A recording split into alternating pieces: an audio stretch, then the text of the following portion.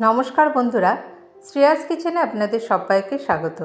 আজকের পর্বে আমি নিয়ে এসেছি শীতকালীন সবজি দিয়ে তৈরি একটি নিরামিষ পদ, যা সকালে জলখাবারে বা রাতে ডিনারে বানিয়ে নিতে পারেন। লুচি, রুটি, পরোটার সাথে এই রেসিপিটি কিন্তু দারুণ লাগে। আমার চ্যানেলে নতুন বন্ধুরা যারা এখনও চ্যানেলটিকে সাবস্ক্রাইব করেননি, অনুরোধ করব চ্যানেলটিকে সাবস্ক্রাইব করে আমার পাশে থাকবেন। আর যে সকল বন্ধুরা আমার পাশে আছেন তাদেরকে জানাই অসংখ্য ধন্যবাদ। চলুন দেখে নিই আজকের এই রেসিপিটি।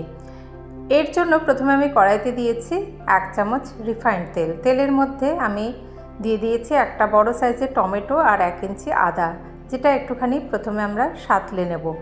নিরামিষভাবেই এই রেসিপিটি তৈরি করছি, নিরামিষ দিনেও কিন্তু এই পদটি বানিয়ে নিতে পারেন। একটু সামান্য নুন দিয়ে দিচ্ছি যাতে এগুলো একটু নরম হয়ে যায়। এইভাবে একটুখানি সাঁতলে নিয়ে তারপরে এখানে আমি দিয়ে দিচ্ছি গুঁড়ো মশলা। এখানে আমি দিচ্ছি ধনে গুঁড়ো 1 চামচ, জিরে গুঁড়ো 1/2 চামচ, আর কাশ্মীরি লঙ্কার গুঁড়োও দিয়ে দিচ্ছি এখানে আমি 1 চামচ। এবার গুঁড়ো মশলাটাকে আমরা ভালো করে কষিয়ে নেব। গুঁড়ো মশলাটাকে ভালো করে কষিয়ে নেব এর কাঁচা গন্ধ চলে যাওয়া অবধি। তারপরে এখানে আমি দিয়ে দিচ্ছি 2টো কাঁচা লঙ্কা। যেহেতু এখানে আমি কাঁচা লঙ্কা ব্যবহার করেছি, তার জন্য আমি আর লঙ্কার গুঁড়ো দিইনি। ঝালটা আপনারা আপনাদের পছন্দ মতো ব্যবহার করবেন। দেখুন, সমস্ত গুঁড়ো মশলা খুব ভালো করে কষানো হয়ে গিয়েছে। এবারে এখানে আমি অল্প একটু জল দিয়ে দিচ্ছি, কারণ টমেটোগুলো অনেকটাই নরম হয়ে এসেছে। একটুখানি জল দিয়ে ঢাকা দিয়ে 2-3 মিনিট একটুখানি হতে দেব, তাহলে এই জলটা কমে আসবে আর এই টমেটো, আদা এগুলো একটু ভালো করে নরম হয়ে যাবে। খুব বেশি এখানে মশলাও ব্যবহার করতে হয় না। এইভাবে এটাকে একটু ঠান্ডা করে নিয়ে এবার এটার একটা পেস্ট বানিয়ে নেব। ওই কড়াইতেই আমি 2 চামচ তেল দিয়ে দিয়েছি, তাতে দিয়ে দিয়েছি 1/2 চামচ সাদা জিরে। আর এখানে দেখুন আমি গাজর, বিনস এগুলো একটু এরকম লম্বা লম্বা করে জুলিয়ান করে কেটে নিয়েছি। 1 কাপ মতো গাজর, বিনস দিয়ে দিলাম। গাজর, বিনসটা আগে দিয়েছি, এটা একটু সিদ্ধ হতে সময় নেবে, সেই জন্য আগে দিয়ে একটুখানি নুন দিয়ে হালকা ভেজে নেব। নুন অল্প করে দিয়ে দিচ্ছি, দিয়ে একটুখানি ভেজে নেব। এটা একটুখানি ভেজে নিয়ে তারপরে লো আঁচে ঢাকা দিয়ে 2 মিনিট হতে দেব, তাহলে এটা একটু সিদ্ধ হয়ে যাবে। গাজর, বিনসটা একটু সিদ্ধ হয়ে যাবে। দেখুন 2 মিনিট মতো আমরা একটুখানি লো আঁচে এটাকে রেখে ভেজে নিলাম, আর ঢাকা দিয়ে দেওয়ার জন্য একটু নরমও হয়ে আসবে। এবার এখানে আমি দেব বাঁধাকপি। আমরা সবসময় এই শীতকালে বাঁধাকপি তো আলু দিয়ে রান্না করেই থাকি।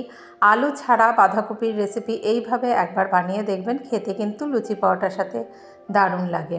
এবারে দিয়ে দিচ্ছি বাঁধাকপি। বাঁধাকপির জন্য এখানে তো বাঁধাকপি থেকে এমনিই জল বেরিয়ে আসবে।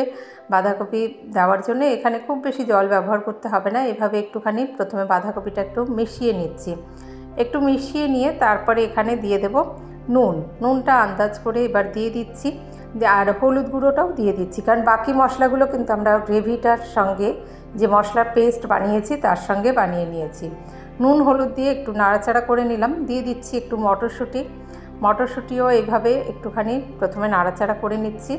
তারপরে আমরা দিয়ে দেব যে মশলাটা আমরা রেডি করে রেখেছি, সেই মশলাটা এখন দিয়ে দেব। মশলার সাথে এগুলো সব ভালো করে কষিয়ে নেব। এখানে আমি একটু ক্যাপসিকামও রেখেছি, কিন্তু ক্যাপসিকামটা এখন আমি দেবো না। ক্যাপসিকামটা খুব তাড়াতাড়ি সিদ্ধ হয়ে যায়, সেই জন্য একটু ক্যাপসিকামটা শেষে ব্যবহার করব, তাহলে ওর গন্ধটাও ভালো আসে আর স্বাদটাও কিন্তু বেশ ভালো হয়।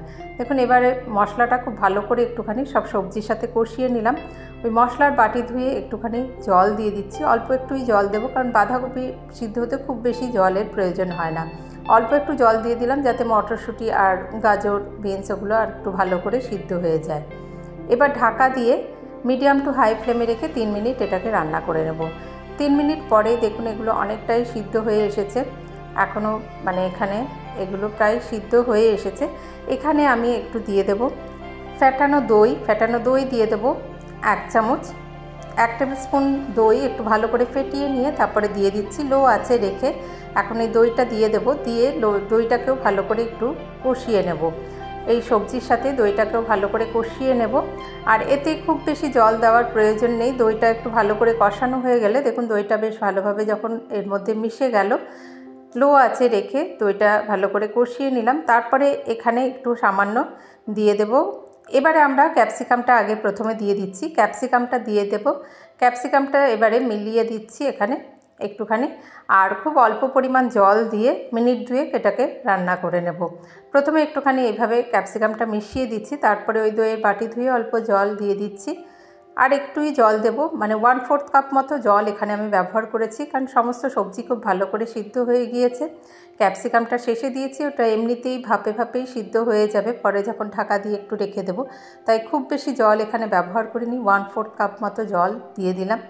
এবার রান্না প্রায় শেষের পর্যায়ে চলে এসেছে। আমরা মিক্স ভেজ এমনিই বানিয়ে থাকি, ফুলকপি আর পনির এসব দিয়ে তো মিক্স ভেজ বানিয়ে থাকি। বাঁধাকপি দিয়ে এইভাবে সবজি দিয়ে শীতকালের সবজি দিয়ে এইভাবে এই পদটি একবার বানিয়ে দেখবেন।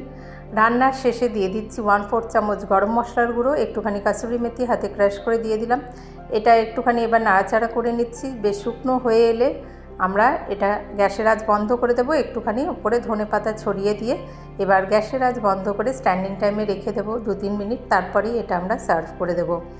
মিক্স ভেজ আমরা আগেই বললাম ফুলকপি বা আলু এবং পনির এসব ব্যবহার করে মিক্স ভেজ তো বানিয়ে থাকি, বা বাঁধাকপির ঘন্ট আমরা এমনিই বানিয়ে থাকি। বাঁধাকপির এই রেসিপিটি এই শীতকালীন সবজি দিয়ে একবার ট্রাই করে দেখবেন, খেতে কিন্তু ভালোই লাগে।